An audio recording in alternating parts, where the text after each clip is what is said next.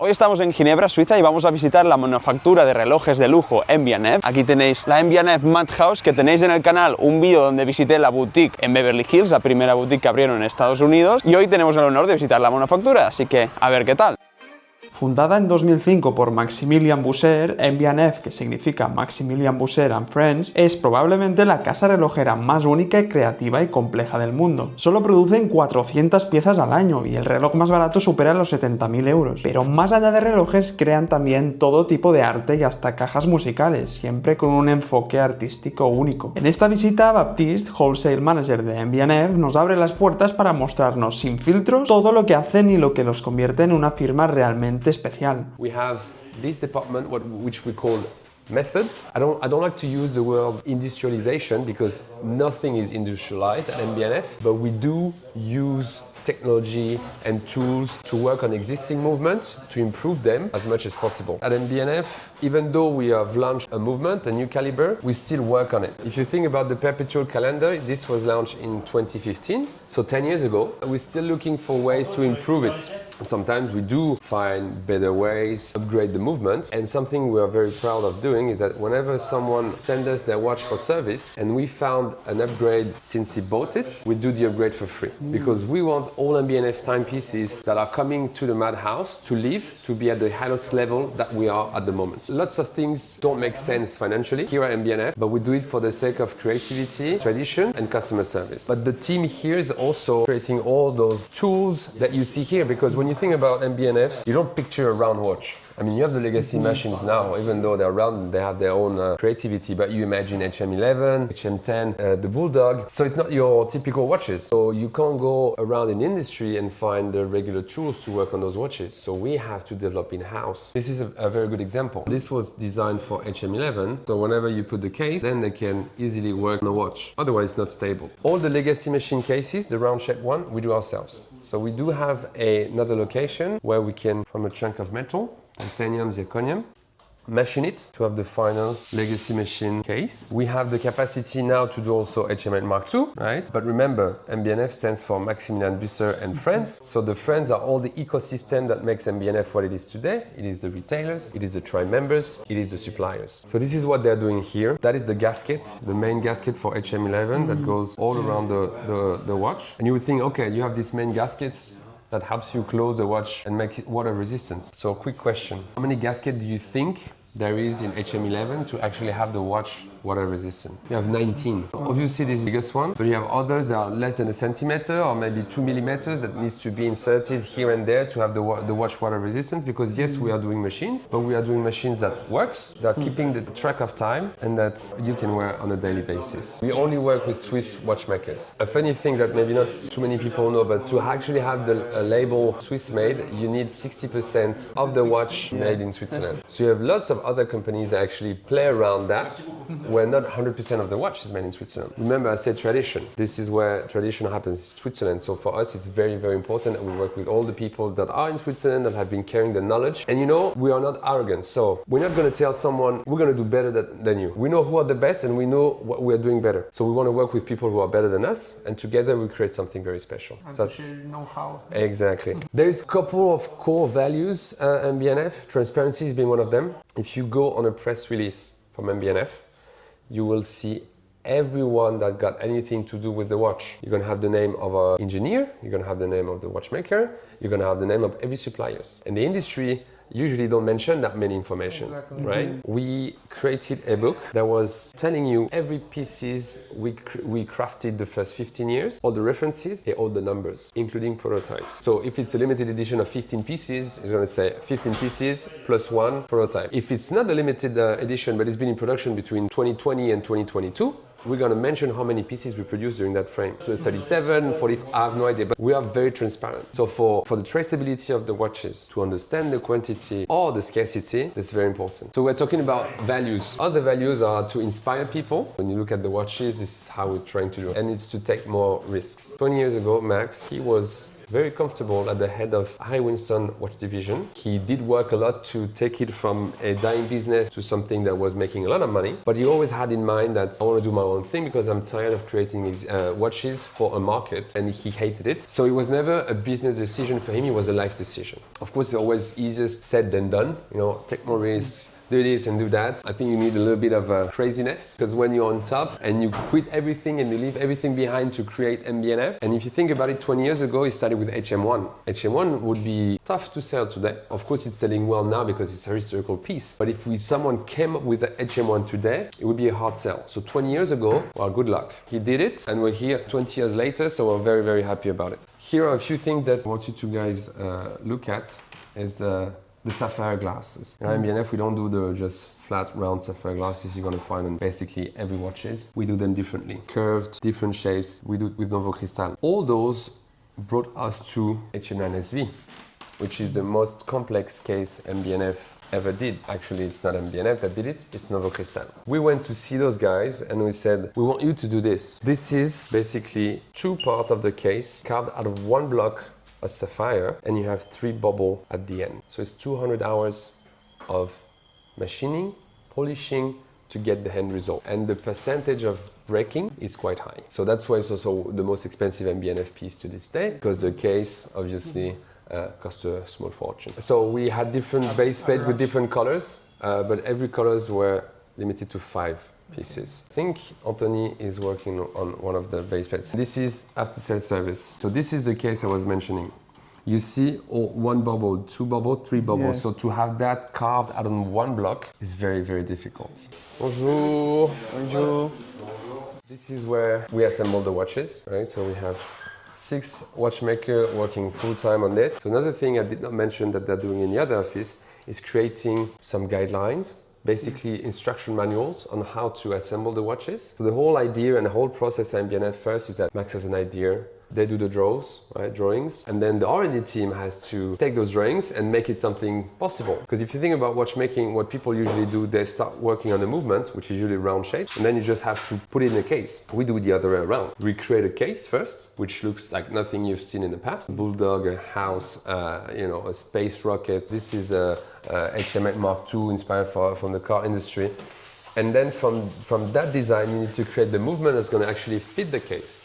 So it's much more challenging. So you have the R&D department that are working on the SolidWorks software, and they are creating the movement, creating the components that will be used in the movement, and then the logistic team go see the suppliers and they say, we need you to create that kind of piece that they are not creating in the past. And because we don't have the deepest pockets and we don't only 400 pieces, whenever we go see a supplier and we need pieces, we say, oh, I'm going to need 20 of those. Well, next to us, you have Rolex, they're going to give me a 500,000 and this and that. So when people ask me what is the biggest challenge today at MB&F, I would say it's the production. That's also the life of an independent watchmaker. That's what makes it a bit challenging and interesting. Very important at MB&F, 1 watch equal 1 watchmaker. You do not have 2 watchmakers working on the same watch. Reason why? We want them to feel proud. Because if you want to become a watchmaker, that means you have that passion.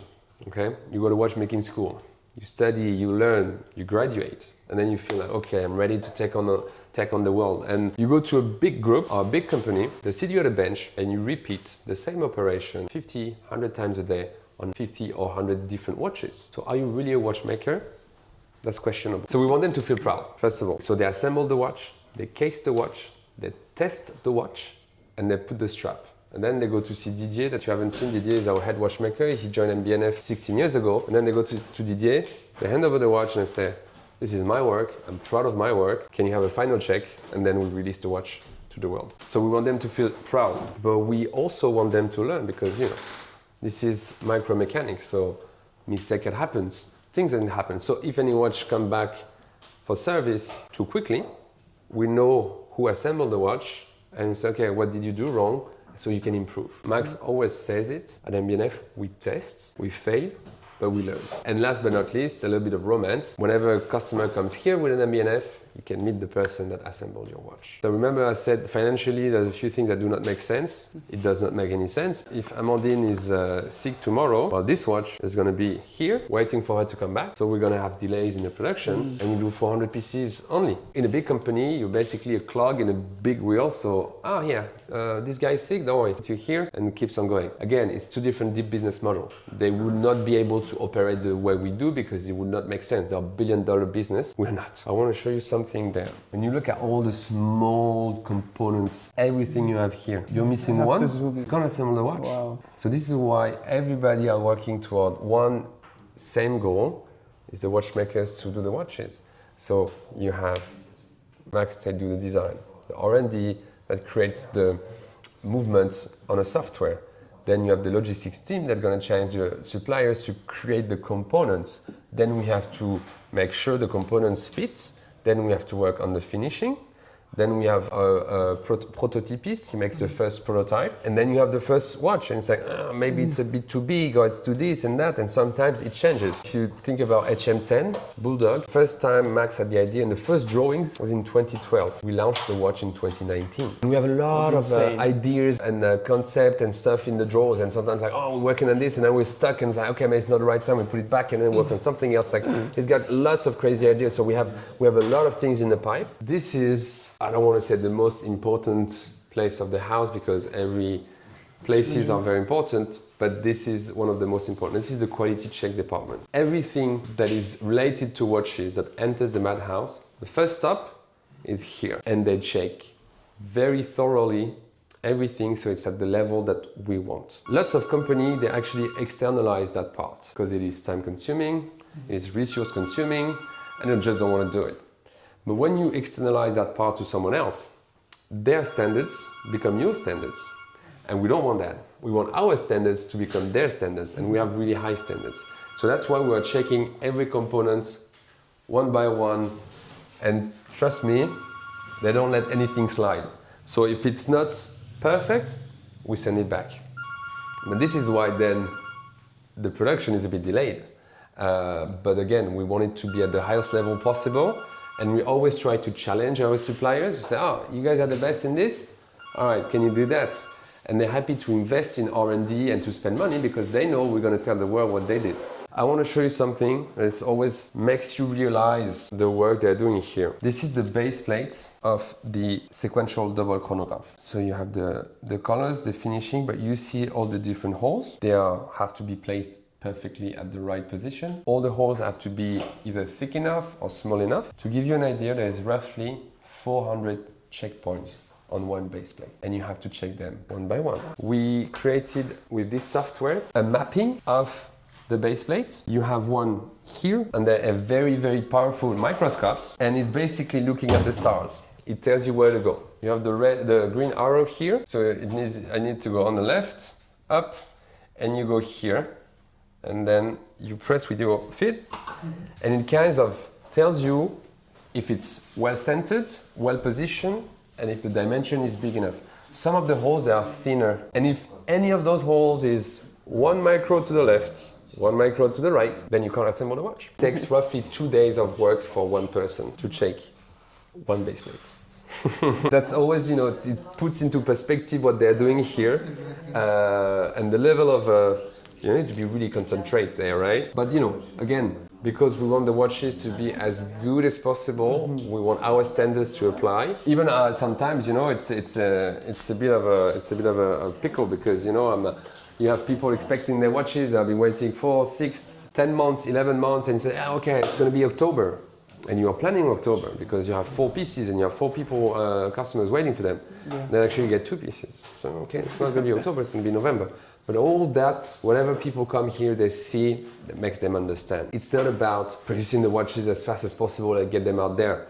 It's about putting the love and the care into the products. So whenever it's on the customer's wrists, we know we did a good job. We did a collaboration with Eddy Jacquet. Eddy Jacquet is a person who's engraving. It's 8 unique pieces, and they were inspired by novels from your childhood, and this is Call of the Wild. So you see the whole base plate has been hand engraved, inspired by the novel. And this is the split escapement complication that was designed by Stephen McDonald. So that's a unique piece. Last but not least, MBNF is also a team. We are 64 employees. I know everybody on a first name basis. And you have the whole team here. We all are working towards one direction, and we're all very proud to be working for MBNF. We grew because one reason. MBNF was 100% auto-financed by Max. He never wanted any external investors, no bankers, no one. So he took all his saving and invested the money. But at some point, to create all those watches and then calibers, for example, HM11 is 5 years of R&D. So for 5 years, you invest hundreds of thousands that equals to millions in a project that, first of all, you don't know if you're ever going to be able to finalize it because nobody did it before. If you ever finalize it, you have no idea how long it's going to actually take you. And it's 25 pieces. Don't make sense financially. But for the sake of creativity and innovation, we still do it. Why Chanel? It's a very good question. Max auto-financed the company. But at some point, and he said it himself, he's got a succession issue. Because he's got 2 daughters. They are 8 years old and 10 years old. He's 58, in perfect health. He's got no issue whatsoever. So he said, I want to plan the future, because one of his worst nightmares was that if something happens to me, and then you have a big group, LVMH, Richemont, Kering, whatever, goes to his wife and say, hey, we want to buy MBNF. Here's the check. Of course, she's never run the company, so she would say, all right, cool, I'm going to take the check. And then a big corporation would change everything at MBNF. It would not be the same mindset. It was just the magic, yeah. Exactly. It would just be like, you know, we're going to produce as many watches as we can to make as much money as we can. He wanted to avoid that. So why Chanel? Chanel is not a group, it's a family business. They are not in any stock exchange. They make 20 billion a year with one brand. I don't know what is the net result, but it's billions. So it's not a couple of more millions with MBNF that's going to change anything for them. So that's how the discussion started. Remember, Chanel owns 25% of F. Peugeot, they own 25% of Romain Gaultier and Bell & Ross. So we did ask those persons in the industry how's the relationship doing with Chanel, and I said, look, it's amazing. You have to see them as parents. They're like, we love what you're doing, guys. We're gonna help you keep doing what you do in the background. If at some point anything happens, you need our support, we'll be there. But having Chanel on board is also pushing back all the sharks. So he's had this succession issue because Max says it, I have 10 to 15 years before my daughters are at the right age to work, maybe take over the company. But first of all, I have no idea if they really want to take over the company. And he said it, I have no idea if they're going to be talented enough. So that's how the whole deal with Chanel started. Something interesting as well is that Serge is our chief technical officer, is a Max business partner. He used to work at Chatelain. Chatelain is Chanel watch manufacturer. He used to be the head of the manufacturer a few years back. So that's where the connection first started. And it just made sense. And look, it's been now almost a year. I haven't seen any difference in our daily life. I haven't seen anybody from Chanel coming in. We don't have to do reporting to them. So we're still as free as we were. And on the other hand, you have the trust if something happens. Exactly. That's a music machine. With this one we did with L'Épée. I remember that from Beverly Hills. So this is a few things that we do. Yes, we do watches, but you know, we are creators and we love to design crazy stuff that are looking like MBNF. With L'Épée, we did the design, they do the clocks.